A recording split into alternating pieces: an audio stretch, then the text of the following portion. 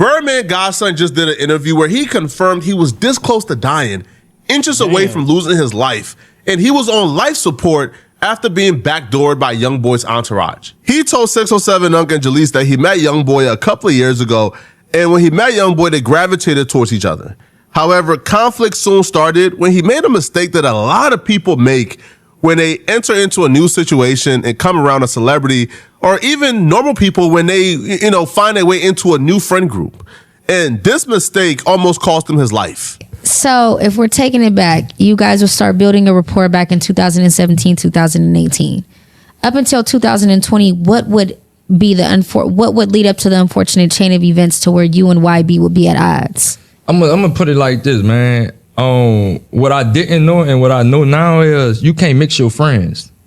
Like, you can't mix your friends. And when I say mix your friends, and that's what I did, it became like, when you ever heard the shooter need a shooter? It get to the point of shooter need a shooter. That's how they get, like, it get that serious in the field, like, the shooter need. So it's to the point, I need me an entourage. Like, it's for real, like, this going on. So I need me an entourage, and me getting some of my little partners out of the city, it just ain't work, I told, I tell my little partners to go pick up three. Just go pick up three, bring them to Baton Rouge. I ain't telling them to go hang on no block. I ain't telling them to go thug on no YB. Y'all don't even know YB. Y'all don't know. Y'all know three because I have y'all around three all the time. But I ain't tell y'all none of that, but drop three off and come back to that city. Y'all dudes hang around these dudes and get into it with my partners. So my partners and my partners, so two sets of partners that bumped heads. Put me in the middle of some shit. Knowing how I'm rocking behind my partners, like YB knowing how loyal you get. Like, I'm so loyal, brother. Like, it ain't nothing I wouldn't do for my nigga. Hold on. I'm one of them partners. Like, if I could try to de-escalate, I'm a de-escalator. But I ain't thinking I'm gonna sit here and feel like just me coming and trying to de-escalate something. Nigga felt like I picked a side. He don't even know his own homies backdoored him first, or they were trying to backdoor him first. It just didn't work out in their favor. Let me give you guys a life advice, okay? Don't mix your new friends and your old friends. There are new friends and old friends for a reason. Crazy. Right? Because when the old friends and new friends ultimately get into it because they come from two different walks of life, you're gonna have to pick a side. And you're gonna lose one friend group eventually.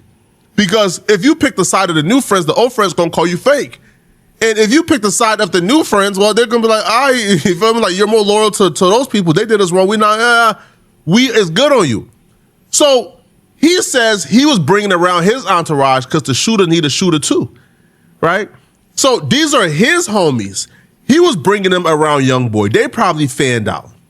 Now, they went from only his homies that he was bringing around to he told them to go pick up OG3 one time so they could escort OG3 and protect OG3 when OG3 is in their city.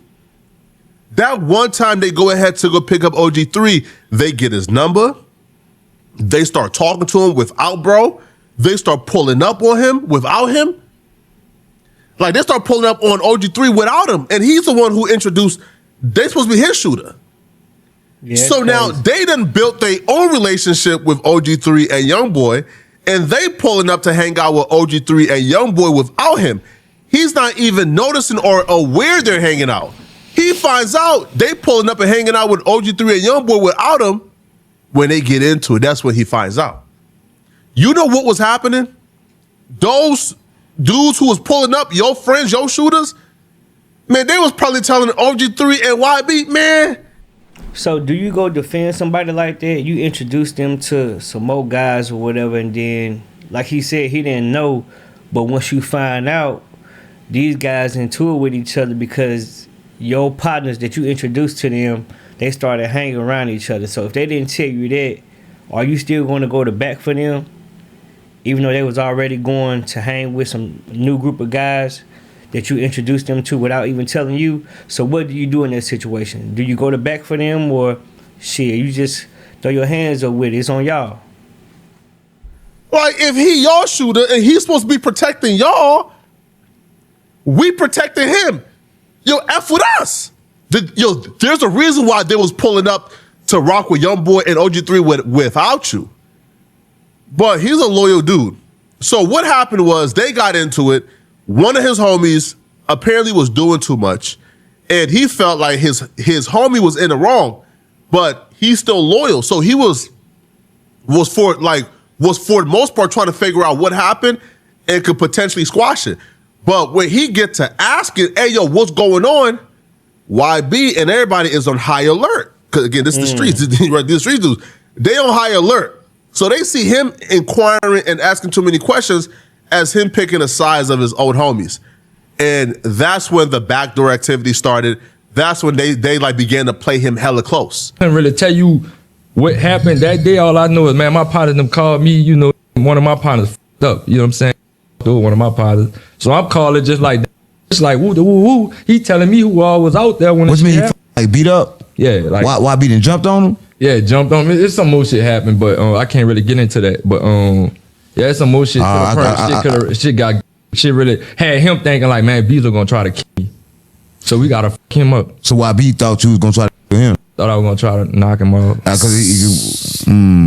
So is that And what he should have did, instead of going over there to try to figure, I know there's some real street stuff that you can do. Just go ahead, go meet another man face to face and see what's going on. But when you're dealing with a high profile guy like that, and the internet, the camera's always on him and stuff like that, approaching somebody to ask him what's going on, it come off as like you trying to check him and see what it is with him and your partners and stuff like that. When you could have just picked up the phone and, you know what I'm saying, and see what it was, you know, before you can go over there and, you know. Off the strength of me just coming and just like trying to just figure out what the fuck happened between you and my partner, you know, with my little smackers. Right. Okay. You know. So is that what led up to the studio incident? Yeah, basically played me. It was like, man, come to, you know, just like, yeah, just come do some music. They tricked you to the studio. I ain't even know having no animosity more with me, because we still was hanging, we still with Josie, we still was, you know, everything, the whole 9 yards, like still on FaceTime calling each other, stacks of money like this, yeah, me three and all us, like we, you know, we. So y'all still was cool. They were playing me close. Playing you close. They called. But one thing I can say about Lil Home, if he feel like he can get you on your, he gonna stand on that business right then and there. But they knew, like me, you gotta play me close. I'm a gang. Like you gotta play me. You gotta give me you got to. And like I ain't really see. I was so loyal to the loyalty I have. Blindside me from what was really going around me. Shit was in my face and I ain't even see it. Like I told you, I was still around months before later. Shit was in my face. I just ain't see it. Also, he's Birdman's godson. He considers Birdman an uncle. He's, you know, Birdman's nephew. So he's not thinking, you know, like they trying to backdoor him. He thinking, man, they understand what my partners did ain't on me, right? Yo, hey, bro, my partners and y'all got some issues, bro. You know, I ain't picking sides, man. Listen, man, right? You know, I rock with y'all. I rock with them. I'm just trying to figure out how we can solve it. He thinking it's all cool. Then they invite him to the studio. So he gets invited to the studio, he says, by OG3. Now, they were all supposed to be at the studio. YB was supposed to be there. OG3 was supposed to be there. But when he gets there, he doesn't see YB. However, he does see a particular dude that, you know, that he has an issue with in the entourage. So this dude, he says, is a dude where he's the only person he has an issue with in the crew because he was supposed to stop whatever went on. And he's more to blame for everything that went on than anybody else. So he told Buddy, when I see you, I'm going to slap you. So when he goes to the studio, he see Buddy there, and he gets to action. But he not knowing it's already a setup, right? He thinking it's only Buddy and it's one-on-one. But as soon as he takes off on Buddy, everybody else just come out the woodworks, come out the closet, come from the back, and they start doing him dirty. Still ain't told me what made the first shot get thrown. What made it like? What was? That's why I was getting back to. Right, yeah. Let's go. Why I felt like I picked a side. I told Scully, when I see you, I'm gonna smack the fuck out you. So when I went in that studio, I went straight at Scully's neck. So you did it? Nah, YB wasn't there. Nobody wasn't there just yet. Nah, it do makes it seem like he chose a side because you already telling a person from the other side when you see him, you gonna smack the shit out of him. So, especially if he told everybody else what you said. Now they already on high alert, like, okay, bro, on that. So when we see him, or we gonna set up the play, and we on that. When at Scully, like man, I was just like, man, straight up, like man, what's up with you, bitch? Like what's up? Scully, like, man, I don't want to talk to you, man. I don't want to talk to you, this, that, and the third, man. We ain't got nothing to talk about. Like, bitch, you already like, you lame as a right. So Scully basically, he went walk to the back. He kept on pacing back and forth, walking to the back into that third. He called me to the back. I should have peeped the play. nigga call, and yeah, bro, and that's how this shit happened, bro. So basically, when the shot's thrown, when you getting hit, you in a fight. Do you remember you in the fight, or do you go unconscious? Already out, man. I ain't gonna even lie, man. Whole thing I went on light support, man. Raw me out. I don't want to see no name, cause like I said, I was like Tupac, so I couldn't tell you who was hitting me with them bitches. Man, I was getting pistol whooped. Man, I was getting pistol whooped. So, and everybody be around it like, man, yeah, them beat your ass and whoop ain't whoop me with no fist. Ain't whoop me. If I smack you with a gun right now multiple times, how many blows to the head you think you could get before your brain, for you? Right. Man, I like, come on, That's man. Nigga making fun like, oh yeah, like I didn't got jumped multiple times, but I'm a street, I didn't got jumped. Ain't no I would put their fist in and put me on life support. Like, Right. so we can just right now, we gonna stop Right. that room, like ain't just jump me, put feet and hands on me. Right. No, man. How long was you on life support? I was on life support for 7 days. 7 days. And I was in the hospital for 12 days. I had to learn how to walk and talk again. And one of my eyes was blind. My side, because that was just from the brain. From the brain, you control everything. So I guarantee you too, like the dude that he took the beating for, That's like crazy. the dudes who he was kind of picking their size, his old homies, you think they roll for him? You think they driving around town looking for YB members? You think those same dudes he got put on life support for, you think if YB gave him a car right now, they won't smoke him? So I don't know, bro. Like you went out back. And I can't be no street dude. Yo, Buddy talking about, he trying to keep it street. He ain't talk to no police. All right, bro. A multi-millionaire could be the reason, like, I went out like that. Man, listen, man, I'm suing. At the very least, I'm suing. But I guess for some reason, he feels like he can't because of Birdman. What y'all gonna do? Y'all gonna keep it street or y'all suing at this point? What y'all gonna do? So once this happened to him, he expected his uncle Birdman to regulate it. Get YB in front of him. They have their one-on-one fade, et cetera, right? He gets to contacting Birdman. Birdman starts acting funny towards him. Birdman just stopped speaking to him altogether. Because Damn. Birdman felt like when he came to social media and talked about this, that, he did some police stuff. He went out bad. So him speaking about the topic made Birdman, which is like his only tie now to the industry since YB is done with him, turn his back on him. So essentially, the only thing this kid got out of this situation right here is some broken bones, brain trauma, life support, and that's about it, bruh. He lost everything effing with YB. already out, man. I ain't gonna even lie, man. Whole thing I went on light support, man. Raw me out. I don't want to see no name, cause like I said, I was like Tupac, so I couldn't tell you who was hitting me with them bitches. Man, I was getting pistol whooped. Man, I was getting pistol whooped. So, and everybody be around it like, man, yeah, them beat your ass and whoop ain't whoop me with no fist. Ain't whoop me. If I smack you with a gun right now multiple times, how many blows to the head you think you could get before your brain, for you? Right. Man, I like, come on, That's man. a lot. Nigga making fun like, oh yeah, like I didn't got jumped multiple times, but I'm a street, I didn't got jumped. Ain't no I would put their fist in and put me on life support. Like, Right. so we can just right now, we're gonna stop Right. that room, like ain't just jump me, put feet and hands on me. Right. No, man. How long was you on life support? I was on life support for 7 days. 7 days. And I was in the hospital for 12 days. I had to learn how to walk and talk again. And one of my eyes was blind, my side, because that was just from the brain. From the brain, you control everything. So, yeah, bro, I had everything. Right. Well, so you was in the hospital, and this is the time we're gonna go back to Birdman. This is the time where you talked to Birdman. Did you? Yeah, Bird came on FaceTime. He actually came with YB manager with Fee Banks. Right. Yeah, with Fee. Right. And that's the situation. Now Birdman was pretty like, man, YB, this happened to you. I'm riding with you because you family. Man, yeah. But then what changed Birdman, man?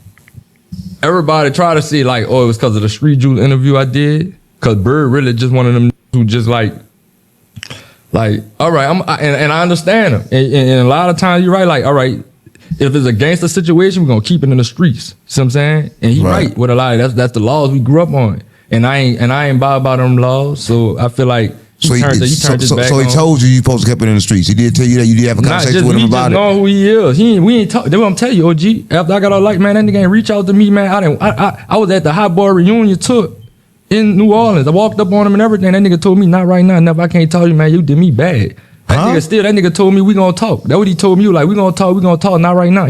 I don't know what I'll do if I got excommunicated for being put on life support. If they put me on life support, they backdoor me, they slide me out. You don't got a problem with them for slamming me out and put me on life support, and I'm your nephew, but you got a problem with me for speaking up.